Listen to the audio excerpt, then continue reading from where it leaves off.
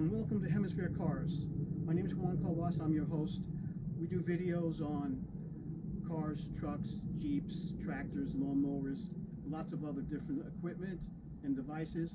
I hope you enjoy this video, so let's get to it. Okay, the first thing I need to do on this car is replace the backup lights.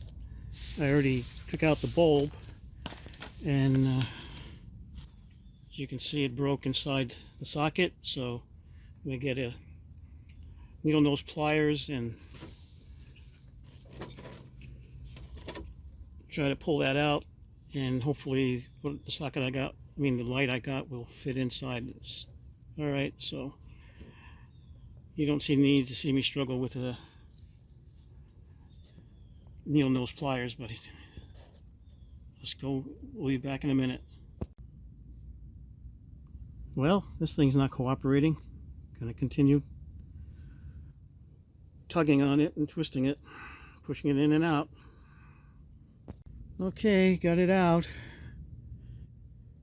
You can see what I had to do there. Twist and tug, ripped it apart. So, I think I had to press in and twist. I did that, but it was just so much garbage in there. You can see some of it that's still there. So I went to AutoZone and picked up a couple of LED lights for the backup lights rather than the stock bulbs. I like it bright when I back up so I can see what I'm doing. Okay, let's put them in.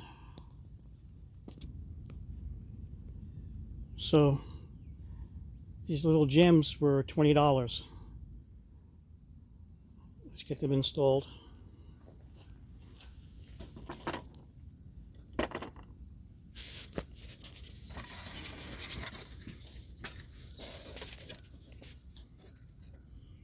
Okay, so basically it's just a push in and twist. I don't think I can do that with one hand.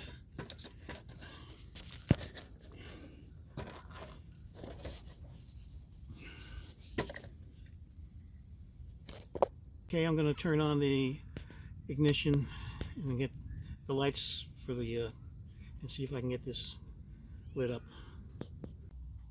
Okay, as you can see, the LED light bulbs work. It took a little bit of pushing to get them in there. They seem a bit tighter than the standard bulbs, and they're nice and bright.